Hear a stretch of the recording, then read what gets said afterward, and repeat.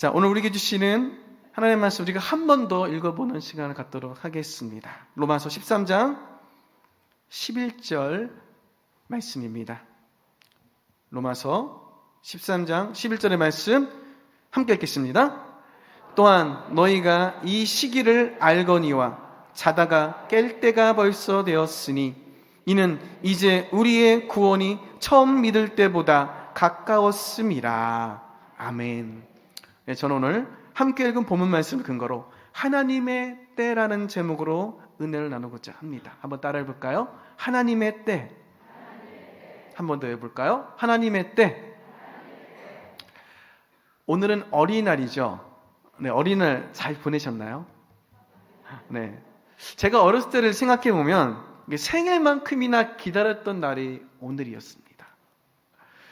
예전에는 케이블도 없고 그리고 OTT 서비스 같은 것도 없었잖아요. 그러다 보니까 재미있는 만화나 또 프로그램이 이런 날 많이 해요.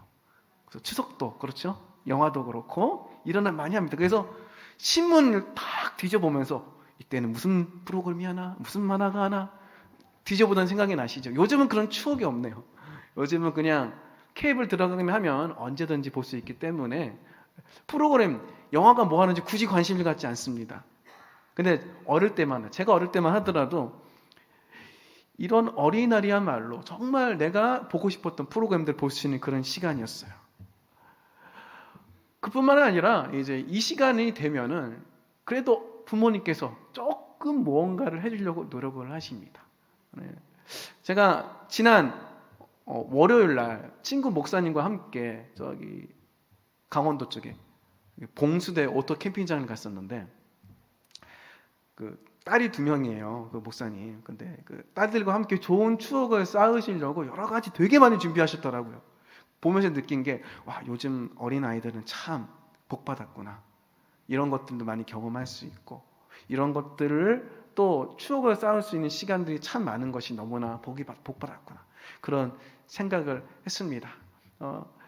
여기 계신 모든 분들이 저도 포함해가지고 제가 제일 나이가 어리긴 하지만 그래도 어릴 때만 해도 그런 거는 꿈도 못 꿨습니다. 캠핑 너무 가면은 정말 잘 사는 집이었고 그리고 저 같은 경우는 부모님하고 놀러 가는 것도 자주 가지를 못했어요. 거의 못 갔습니다. 네. 그렇게 추억이 별로 없는 세대가 제 세대가 아니었을까 생각을 해요. 어릴 때를 기억해 보면은 그러니까 그때에 맞게 해야 하는 것들이 참 많이 있습니다.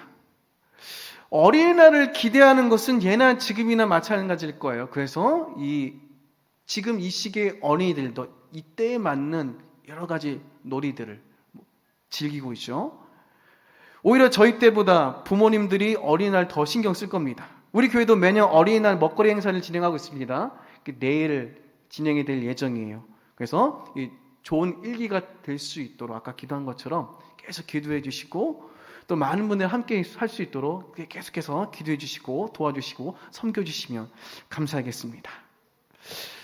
어릴 때에 맞게 공부를 해야 되고 놀아야 되고 그리고 어릴 때에 맞게 미래를 또한 준비를 해야 되겠죠.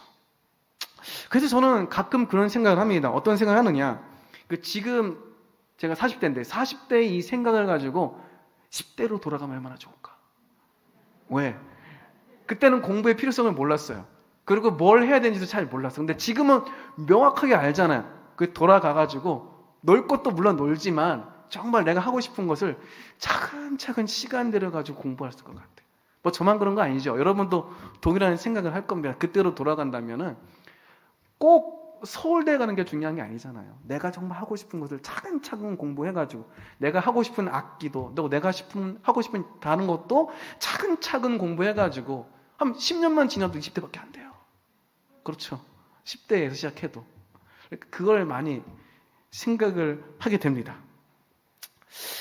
그래서 전도서는 우리에게 이렇게 말을 하고 있습니다. 전도서 3장 1절 말씀 보면 범사에 기한이 있고 천하만사가 다 때가 있나니.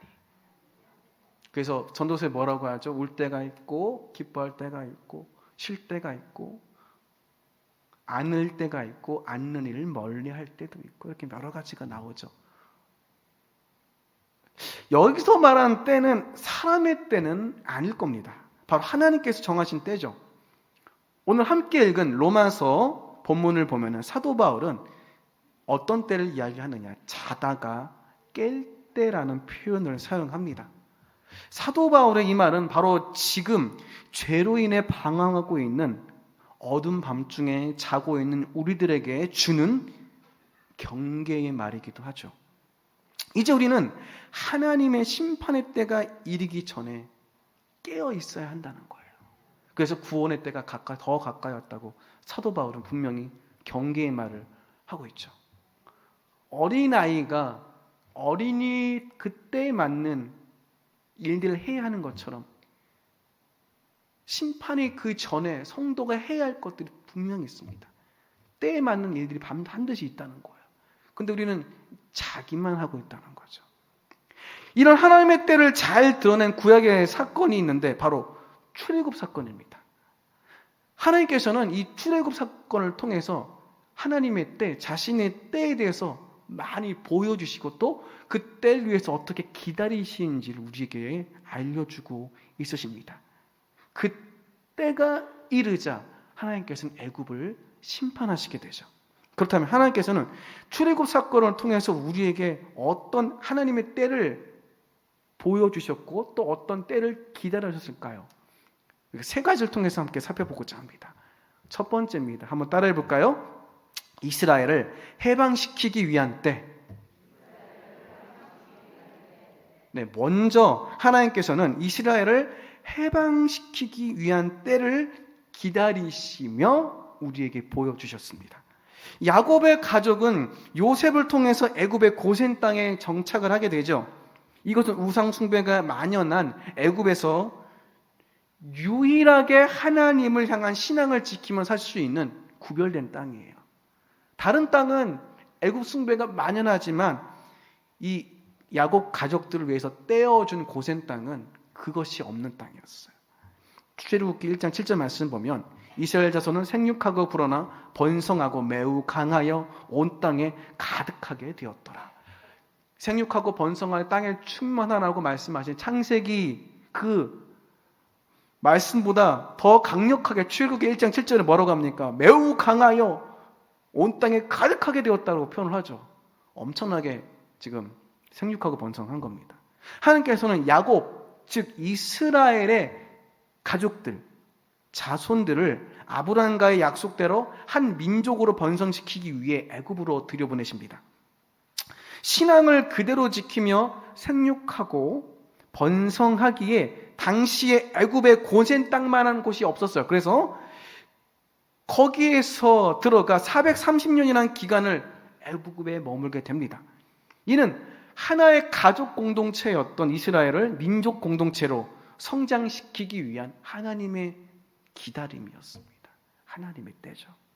출애굽기 2장 23절에서 25절 말씀을 보면 여러 해 후에 애굽아군 죽었고 이스라엘 자손은 고된 노동으로 말미암아 탄식하며 부르짖으니 그 고된 노동으로 말미암아 부르짖는 소리가 하나님께 상달된지라 하나님이 그들의 고통 소리를 들으시고 하나님이 아브라함과 이삭과 야곱에게 세운 그의 언약을 기억하사 하나님이 이스라엘 자손들을 돌보셨고 하나님이 그들을 기억하셨더라. 이제는 때가 되어서 뭐라고 하죠? 하나님께서 그들을 다시 기억하시다고 말씀하시죠. 때가 되어서 그곳을 나올 시간이 되었죠. 이스라엘의 탄식과 부르짖음이 하나님께 상달되었던 것입니다. 그때 하나님께서는 모세를 주목하기 시작하십니다. 하지만 모세는 아직 하나님의 일을 수행할 만한 준비가 되어 있지는 못했습니다. 그래서 이제 하나님께서는 새로운 때를 기다리십니다. 두 번째입니다. 한번 따라해 볼까요? 모세가 구원자로 세워지기 위한 때. 하나님께서 두 번째 기다리신 때는 이때죠. 하나님께서는 모세가 구원자로 세워지기 위한 때를 기다리시며 우리에게 보여주십니다. 모세는 애굽에서 왕자로 교육을 받았습니다. 잘 알고 계시죠? 한 나라를 이끌 왕으로서의 교육을 받은 것이에요. 하지만 친어머니가 유모로 모세를 키웠기 때문에 자신의 민족인 이스라엘이 닥쳐있는 불행에 대해서 너무나 잘 알고 있었습니다. 옆에서 계속 친어머니가 교육을 했기 때문이죠.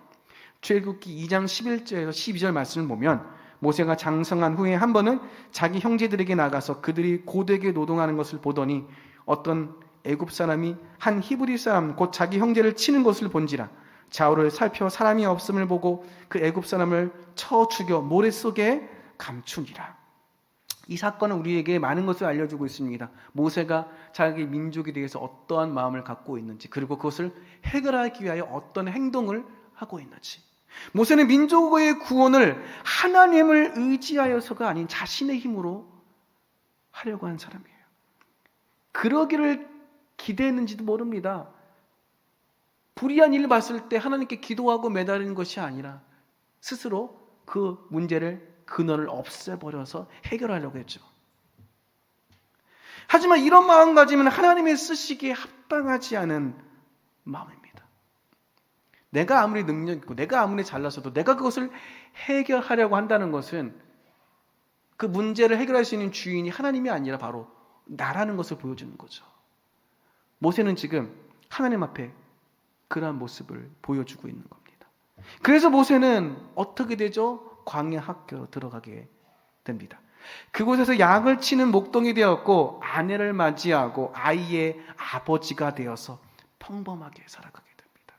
그렇게 평범하게 살아가던 그때 하나님의 때에 하나님께서는 모세를 부르십니다. 출애굽기 3장 10절 말씀. 이제 내가 너를 바로에게 보내어 너에게 내 백성 이스라엘 자손을 애굽에서 인도하여 내게 하리라. 모세를 젊었을 때 세우실 수 있었지만 하나님께서는 모세가 80대가 되었을 때 세우십니다. 그리고 하나님 그 모세를 통해 우상 숭배가 만연하였던 그 애굽에 하나님은 재앙을 내리시기 시작하시죠. 사실 모세가 이스라엘 백성을 구원하기에 가장 적합한 나이는 80대가 아니고 40대였을 겁니다. 이때 그는 정치적으로도 최정점에 올라 있었고 육체적으로도 가장 건강하고 가장 혈기왕성했던 시기였을 거예요. 그리고 여러 가지 그가 가지고 있던 사회 인식과 공동체적인 인식, 그리고 자기 정체성에 대한 분명한 인식, 모든 것이 40대의 모세가 최고였죠. 그런데 하나님은 그 40대 모세를 위대한 광야 한 구퉁에 쳐박으십니다. 뭘 배우라고요? 비범에서 평범을 배우라고. 평범을 배우는 것이 중요하다고. 그것이 바로 하나님께서 자신을 따르는 자신의 사람을 다루는 방식입니다. 그렇게 하나님은 청년 모세를 생활인으로, 청년 모세를 남편이자 배우자이자 아빠로 만들어 버리십니다. 위대한 꿈들은 저 애굽 땅에 두고 자기 자신의 광야 한 귀퉁이에 완전히 던져진 것만 같은 그러한 낙오된 마음, 그리고 외로운 마음. 그래, 나도 한때는 그런 적이 있었지. 애굽에서 왕자로 사는 적이 있었지. 추억하면서 쓸쓸히 노후를 준비하던 마음. 내가 무슨 사명이냐? 내가 무슨 하나님 나라냐? 그냥 여기서 그냥 양만 잘 치고 애들만 잘 키우지 뭐. 마음 한 구퉁이가 완전히 무너지고 그러한 평범한 나를 발견하게 되었을 때, 그때가 하나님의 때였습니다. 애굽의 왕자에서 양을 치는 목동으로 자기 자신을 죽이며 모든 것을 내어놓으며 살아가게 되었을 때, 그때 하나님께서 모세를 사용하십니다. 바로 그러한 모세가 하나님이 사용하시기에 적합한 모세였기 때문입니다. 다른 사람보다 비범한 것이 절대 나쁜 것이 아니에요. 하지만 그것이 중요한 것도 아닙니다. 가장 낮고 낮은 사람들을 들어 사용하여 높고 높은 사람들을 부끄럽게 만드시는 분이 누구시죠? 하나님이십니다. 내가 다른 사람보다 조금 못한 삶을 살고 있다고 비관하거나 자책해서도 안 됩니다. 지금 힘들고 연약한 나 자신의 모습에 실망을 해서도 안 됩니다. 이전보다 연약해지고 또 나빠진 건강, 그리고 나빠진 머리, 나빠진 기억력 괜찮습니다. 실망해서는 안 돼요. 여기서 중요한 건 뭐죠? 하나님을 믿고 있고 그 말씀대로 순종하며 살아가고 있다면 하나님의 때에 맞게 분명히 하나님께서 사용하실 겁니다. 하나님은 40대의 모세같이 비범한 사람이 아니라 80대의 모세같이 평범하지만 나 자신을 내려놓고 나 중심이 아니라 하나님 중심으로 하나님을 따르는 사람을 사용하십니다. 그것을 잊지 마시길 주님의 이름으로 부탁드리겠습니다. 이제 하나님께서는 지금까지 참고 기다리시던 때를 맞이하게 됩니다. 세 번째입니다. 한번 따라해 봅시다. 애굽에 재앙을 내리기 위한 때, 드디어 하나님께서는 모세를 통해 이스라엘을 해방하실 준비를 다 마치셨습니다. 여기서 우리가 주목할 것이 있습니다. 애굽에 내렸던 10가지 재앙, 그 10가지 재앙을 주목을 해야 돼요. 이 재앙은 이스라엘을 해방하기 위한 거죠. 맞죠? 네. 그런데 단지 이스라엘만을 해방하기 위한 재앙이었을까요? 이 재앙은 더불어서 이스라엘 해방과 더불어서 애굽의 죄악에 대한 징계이기도 하다는 겁니다. 출애굽기 5장 1절에서 3절 말씀을 보면 그 모세와 아론이 바로에게 가서 이르되 이스라엘의 하나님 야훼께서 이렇게 말씀하시기를 내 백성을 보내라. 그러면 그들이 광야에서 내 앞에 절기를 지킬 것이니라 하셨나이다. 바로가 이르되 야훼가 누구이기에 내가 그의 목소리를 듣고 이스라엘을 보내겠느냐? 나는 야훼를 알지 못하니 이스라엘을 보내지 아니하리라. 모세와 아론은 애굽의 왕 바로 앞에서 야훼의 이름으로 이스라엘의 해방을 요구합니다. 하지만 바로는 애굽에서 이 왕이라는 존재는 신 같은 존재예요. 신과 같은 존재예요. 스스로를 신으로 아는 바로는 노예 계층인 이스라엘의 신을 애굽의 수많은 신들보다 못하게 생각합니다. 그렇기 때문에 야훼가 누구냐 얘기하고요. 야훼를 하나님을 인정하지 않아요. 그리고 비웃습니다. 그러면서 마음을 완악하게. 바로 보냈으면 재앙은 없었겠죠. 그런데 마음을 완악하게. 하나님께서는 이 바로의 마음을 완악하게 만들어 버리십니다. 그래서 10가지 재앙을 이제 받기 시작하죠. 사실 애굽에 내리신 10가지 재앙은 애굽인들이 섬기던 대표적인 신들과 관련이 있습니다. 처음에 재앙이 뭐였죠? 피죠, 피. 피는 나일강을 신으로 여겼어요. 두 번째는 개구리죠. 개구리 형상을 한 신이 있었어요. 세 번째가 이죠. 이는 뭘까요? 땅에 있는 먼지를 통해서 했죠. 땅의 신이 있었어요. 땅의 신. 다음이 뭐죠? 파리죠. 파리 형상을 한 신이 애굽에 있었습니다. 다음엔 가축에서 악질이 일어났죠. 뭐죠? 소의 형상을 한 신이 있죠. 그 다음에 독정이 일어났죠. 이게 질병의 수호신입니다. 우박이 내리죠. 하늘의 여신이에요. 메뚜기가 또 왔죠. 메뚜기 재앙을 막는 수호신이 있어요. 그 수호신을 이겨버린 거죠. 또 흑암이 있죠. 흑암은 뭐를 가려버린 거예요? 태양을 가려버리죠. 태양신. 마지막 장자의 죽음은 뭔가요? 생명의 수호신, 또 바로의 아들. 바로가 곧 또 신이죠. 애굽이 섬기고 있던 아주 대표적인 여러 많은 우상 중에 그 10가지의 우상을 다 징계를 내려버립니다. 그리고 이들이 신이 아니다. 오직 야훼 하나님만이 참된 신이다를 애굽에 있는 모든 사람들에게 보여주는 겁니다. 애굽에서 우상 숭배가 가장 만연하였을 때 하나님께서는 바로 그 시기를 심판의 때로 잡으셨던 겁니다. 하지만 이것은 단지 우상을 숭배하였던 애굽인들을 멸하기 위한 것만이 아니었어요. 그들에게 다시 한번 하나님께로 돌아올 기회를 주신 것이죠. 하나님은 바로 이때를 기다리셨던 겁니다. 하박국 3장 2절 말씀. 야훼여, 내가 주께 대한 소문을 듣고 놀랐나이다. 야훼는 야훼여 주는 주의 일을 이 수년 내에 부응하게 하옵소서. 이 수년 내에 나타내시옵소서. 진노 중에라도 긍휼을 잊지 마옵소서.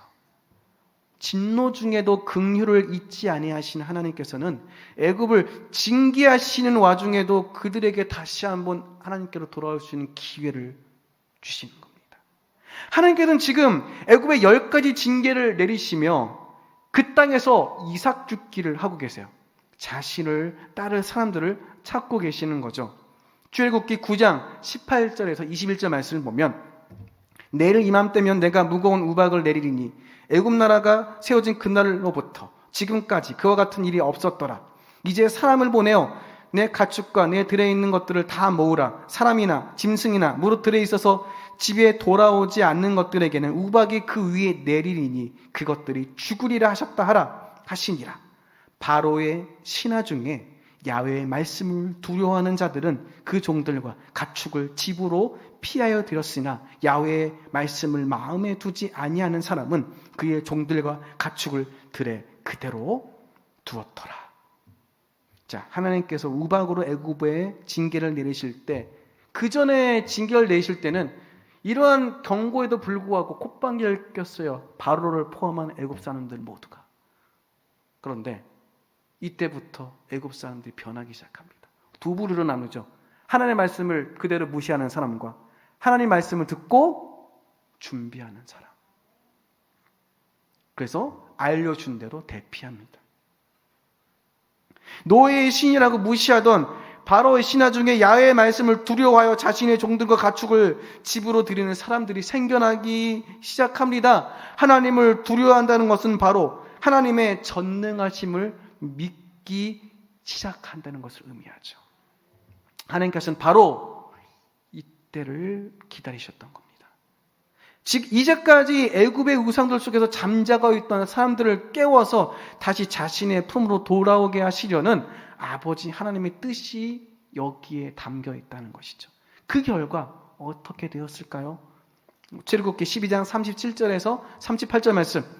이스라엘 자손이 라암셋을 떠나서 숫곳에 이르니 유아 외에 보행하는 장정이 60만 가량이요 수많은 잡족과 양과 소와 심이 많은 가축이 그들과 함께하였으며. 출애굽하는 이스라엘 자손들과 함께 누가 나왔다고 해요? 수많은 잡족들이 나왔다고 기록하고 있죠. 이 잡족에는 누가 포함이 됐을까요? 이스라엘 민족들을 잡족이라 표현은 안 하겠죠. 분명히 애굽 사람들이 포함이 됐을 것이고 애굽에 살고 있는 애굽 민족 아닌 다른 사람들도 포함됐을 거예요. 하나님의 기적을 보고 하나님을 믿고 따르기로 결정한 그 수많은 이방인들이 바로 이 대열 안에 포함이 되었다는 거예요.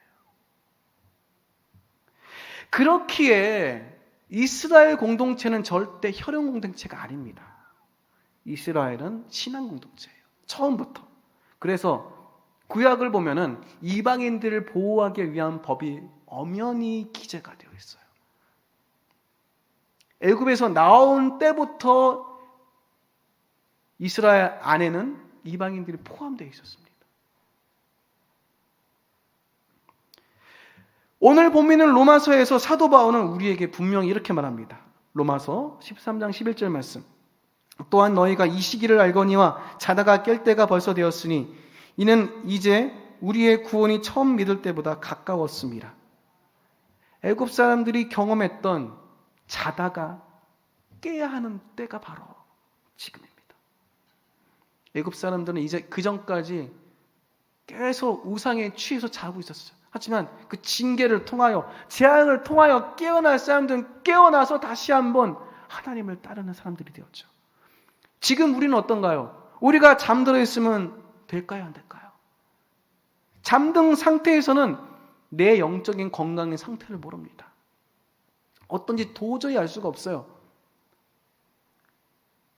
우리가 얼마 전까지 추운 날씨를 경험했죠. 겨울이었잖아요. 겨울은 되게 날씨가 건조하죠. 그래서 집에서도 가습기를 틀어야 되죠. 그런데 가습기에 물을 넣는 걸 깜빡해서 아니면 키지 않고 깊이 잠들어 버리면 다음날 어떤가요? 목이 텁텁하죠. 엄청 아픕니다. 그리고 물을 많이 먹어야 돼요. 근데 자고 있는 동안은 나 아픈 걸 알아요? 몰라요? 모릅니다. 얼마나 내가 목말라 있는지, 얼마나 내가 건조한 공기를 많이 먹어가지고 여기가 메말라 있는지를 몰라요. 깨어나기 전까지는. 지금 이 시대가 얼마나 영적으로 메말라 있는지 여러분이 더 잘 알잖아요. 이 메마른 시대에 여러분 잠들어 계시면 내 목이 얼마나 마른지, 내 속이 얼마나 갈라지고 있는지, 영적으로 건강이 얼마나 해쳐지고 있는지를 도저히 알 수가 없어요.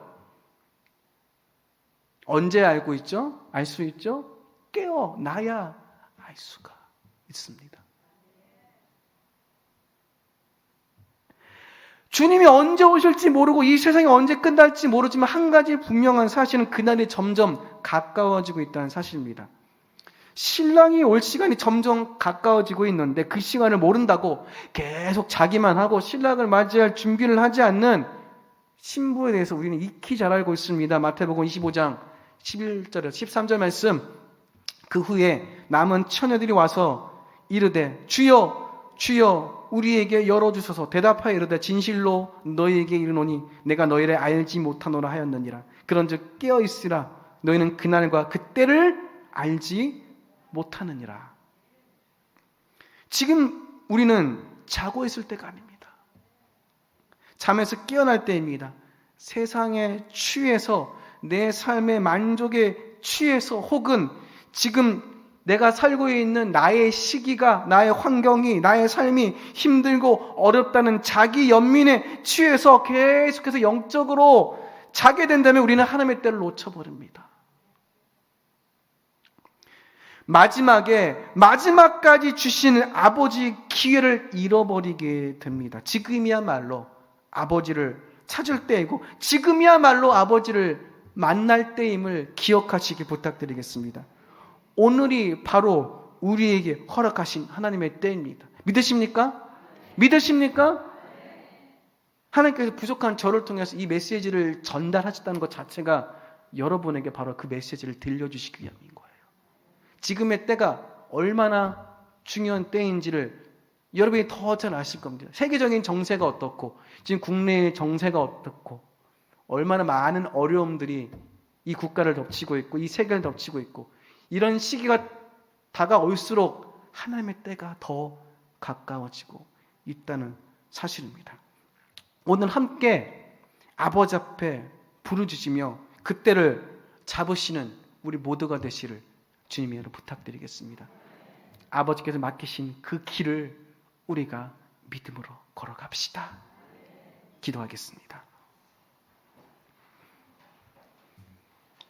하나님께서 우리에게 허락하신, 알려주신 아버지의 때, 사람의 때가 아니요 아버지의 때를 우리가 다시 한번 기억하겠습니다. 그래서 사도 바울이 말한 것처럼 오늘 이제 자고 있을 때가 아니라 깨어 있어야 할 때이며 내 삶의 힘듦과 어려움에 취해서 자기 연민에 빠지지 않을 때이며 또 잘 먹고 잘 살고 또 잘 되는 것이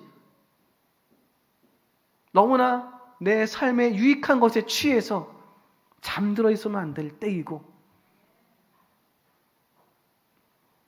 하나님 앞에 이제는 깨어서 나의 모든 것을 드려야 할 때임을 다시 한번 기억하며 나아가게 하여 주시옵소서. 하나님께서 그렇게 모세를 통하여서 애굽 사람들을 구원하길 원하셨고 이스라엘 백성들을 구원하길 원하셨던 것 같이 그 때를 기다리시며 또 그때에 맞게 그들에게 일하셨듯이 오늘 우리에게 하나님의 그 때에 맞게 일하여 주시고 우리가 그때에 맞게 반응하여 오늘 이 밤에 아버지께 기도하게 하여 주시옵소서. 우리의 마음을 그렇게 주 앞에 올려드릴 때에 우리와 함께 하시고 우리 기도에 응답하여 주시옵소서. 그렇게 함께 하실 주님께 감사드리며 모든 말씀 살아계신 예수님의 이름으로 기도드립니다. 아멘.